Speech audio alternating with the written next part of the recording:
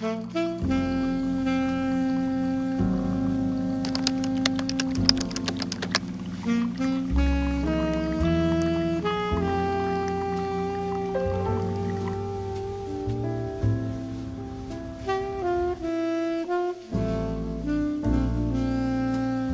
are taking a much needed social media detox this weekend, which I'm really excited for, honestly. I'm just trying to stay off of as many social medias as I can this weekend, like realistically pull off. I feel like partly it's for the regular reasons of like not wanting to be connected all the time, like needing a detox from that. And then, you know, the comparison game, like all of those typical social media things that you sometimes need a detox from. But I've also been super aware lately of literally just the amount of time that I would have back if I wasn't on social media, like scrolling without purpose or just like in downtime opening apps without really even thinking about it. So we're planning on detoxing from that this weekend, which I'm really excited for because I feel like it will just leave room for more this weekend. We're starting off bright and early. We went and worked out this morning, but now bright and early I'm going for my monthly facial, which I am very excited for. It basically just means laying down and getting pampered for like an hour and a half, an hour and 45 minutes, which is incredible. But I will warn you, I may be a little bit of a jump scare whenever I get back. I really love doing like skincare things that end up being good for me, but require downtime, and then not taking the downtime that they tell me to and just like walking around in public after getting microneedled. We'll see. I have high hopes for everything that this facial will do for me, but fair warning for when I return.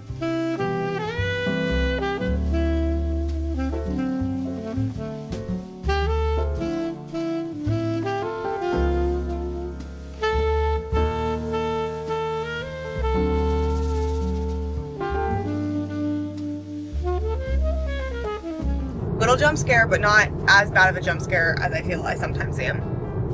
The redness will get worse probably before it gets better from the microneedling. But today has the potential to be like a perfect itinerary day. We right now are driving to Buford, Georgia, scheduled around going to a dedicated gluten-free barbecue restaurant called It's Different Barbecue, or Mr. Barbecue over here, or Mr. Gluten-Free over here.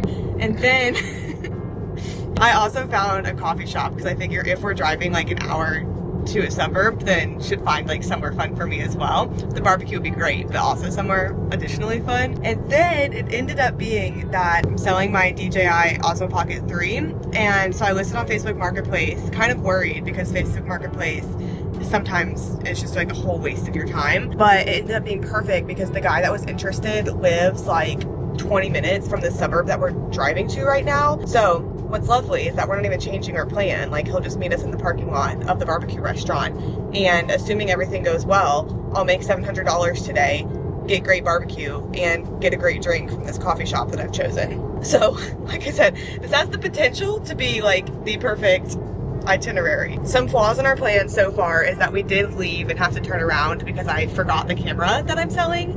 My lovely husband, as we're like 5 minutes from home, said, "Did you bring the camera?"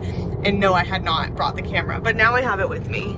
Now it's right here for him. He seems really excited for it, so I'm excited for him and excited for myself. And then the barbecue has a lot riding on it because there's some trauma associated.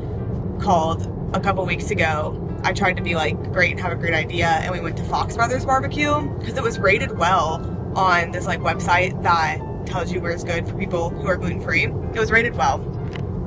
And I think Zach even got excited, which is always mistake number one, unfortunately. And the blame that I will take is that we did not tell the waitress that he was gluten-free, but all of their meats and sauces and everything for the barbecue just are inherently gluten-free. And so Zach only got meat. He got like 2 different meats and some sides that like were not gluten sides. Like, what were they? Green beans or collard greens? Collard greens and the brisket like chili soup thing. Yeah, okay. Collard greens and this little like soupy chili thing. And whenever the barbecue came out, it was just on a slice of bread, which just felt like mockery at that point because you order meat that's all gluten-free with sauces that are all gluten-free, and then it just comes not even on toast. It was just like a piece of bread that it was on.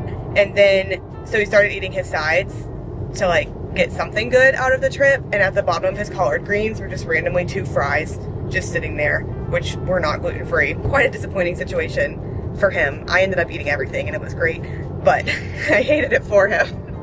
But this restaurant has nothing gluten on the premises even, so if the meat all comes out on a slice of bread, it should still be okay. There's just a lot riding on it.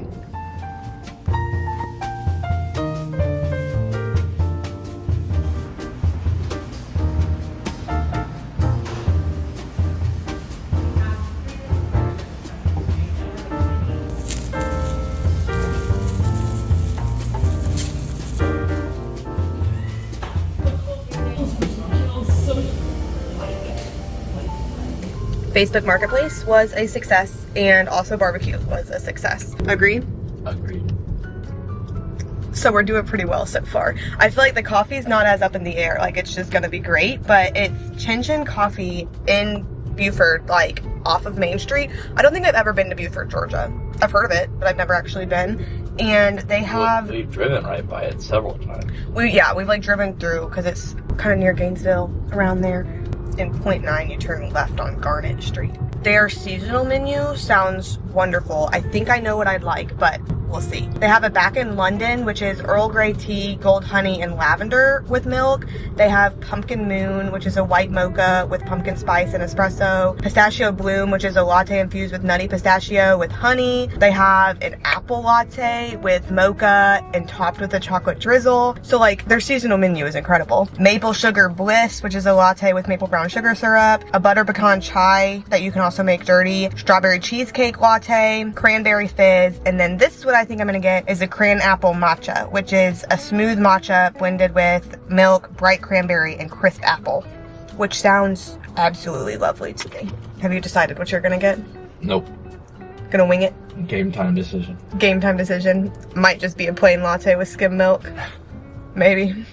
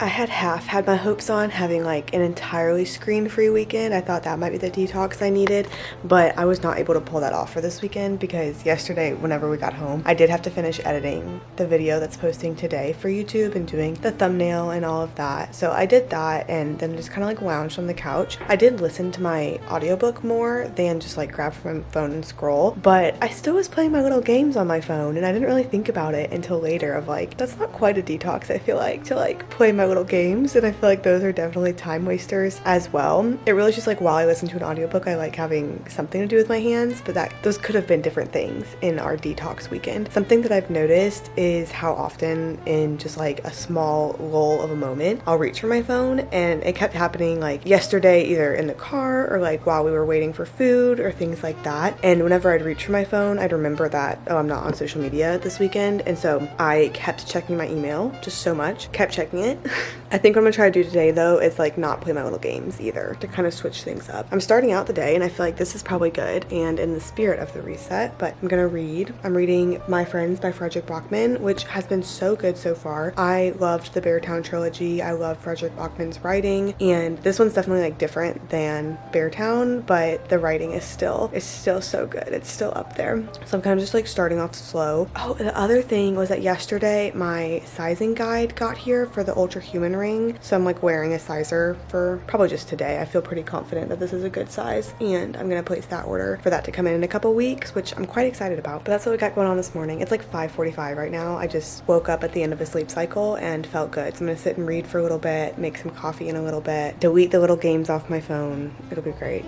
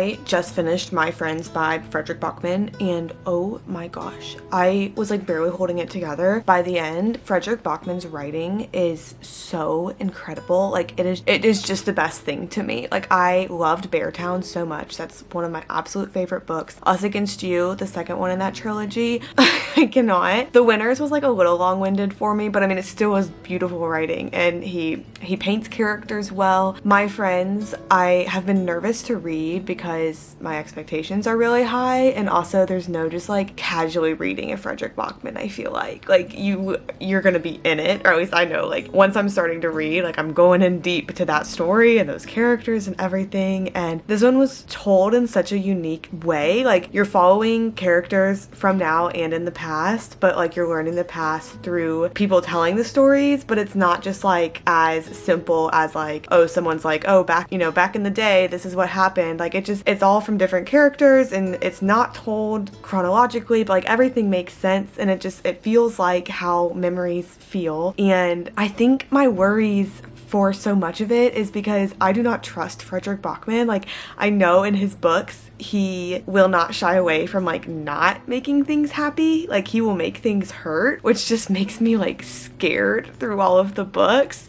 And there were a lot of parts of this book that like really hurt, but I do think the theme of hope is a bit stronger in this one than in the Beartown trilogy. Hope and humanity are present in all of his books, but I still feel wrecked, but I don't feel like wrecked and despair and broken. I just feel like I've been through a wild ride, and I also want to bottle up this feeling because there were so many great lines, and I was so bummed I couldn't highlight on my Kindle because my library actually took back the book yesterday, I think it was. And so I'd got on airplane mode so that I could keep it, so that I could keep reading it and finish it. So I did not have like any connectivity to highlight and save really great quotes. But through the book, there's like inside jokes in the writing, which I just loved. And one of the main people you meet is Louisa, and she's a foster kid who's like aging out of the system, so hasn't really like experienced a lot. And she's on a train with another character, Ted, and she like learns that trains have bathrooms, which is just like the coolest thing in the world to her, because she's like, what do you mean we're traveling and I can just like get up and go to the bathroom? So she's so excited about it. And then it's truly like 100 pages later, like nowhere near that story,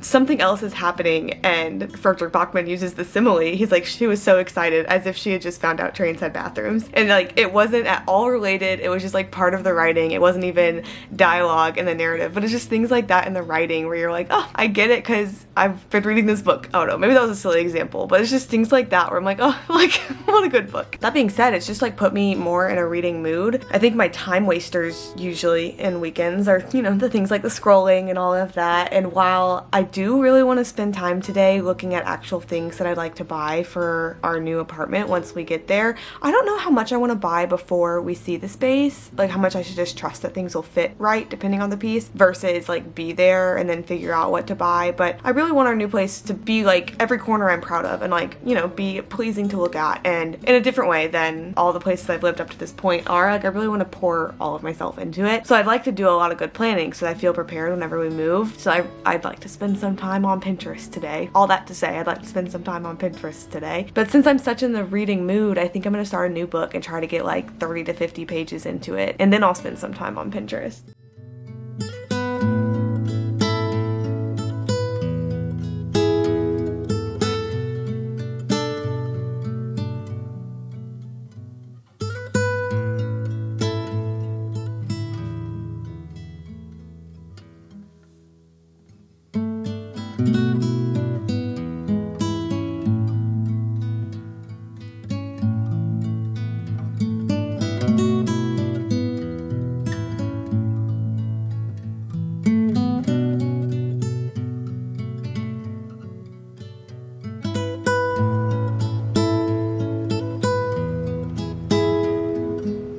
I feel like what I've learned from this offline weekend is that this very much was like a trial offline weekend for me. I would love to do it more often to where it doesn't feel like a hard thing or that I have to think about it so many times during the weekend. What I did learn though, okay, also saying offline weekend is a little bit bold because like I just spent my time doing my Sunday reset, like planning for the week, which was very much online, and I was like listening to YouTube videos while I did it. YouTube feels different to me than like the doom scrolling and the types of things we were trying to avoid. I do think it would be interesting interesting to see kind of different levels of my offline weekend, or like detox weekend days, whatever it is, to see if I can even get one that's like entirely screen free. I think that could be very interesting. The hard part of that is having a full-time job and doing part-time content creation. Like, I'm gonna have to edit a video almost any given weekend, especially right now upcoming with my plans. It's gonna be quite busy for YouTube, so like I don't know if screen free is something that we're getting to soon, but I think it would be cool to work up to. The part that I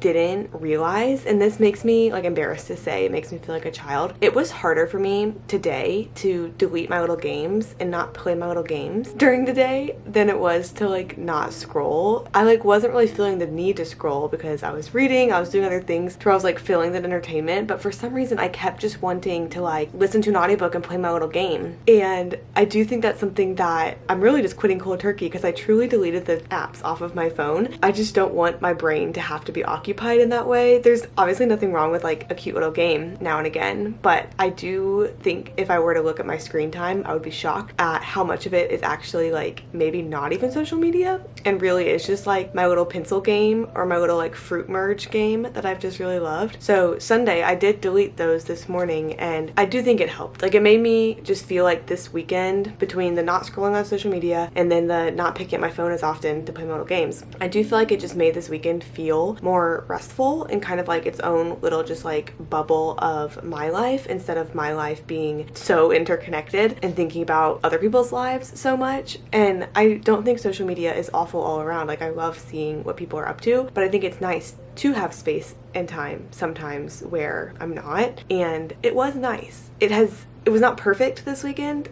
I have room to improve, but it has inspired me to want to do it more. Hopefully maybe it's inspired you to do something similar. I think there don't really have to be like set rules. Like your detox weekend, you can just think of what's a way that I'd like to break my routine that maybe gives time back to yourself, gives mental energy back to yourself, that personally, like, it felt hard. Like, I didn't really love, you know, trying to reach for my phone and then like not doing what I'm trying to do and having to remind myself like, oh, we're not doing that. But I do think over time, hopefully, if I can like keep these habits working towards this trajectory, I'll find that I just have more of my own time back, and that is what I would really like. So I get that this weekend probably felt like cozy, normal, mundane, and like in the video, and it did in real life too, but in a good way, in a really good way. So I'm excited to have done this. I hope I inspired you to like try something similar if you think it'll be beneficial to you. I think it could be beneficial to you in whatever way you choose for it to be. Back to the normal content coming up soon, but I appreciate you for watching this one, and I'll see you next time.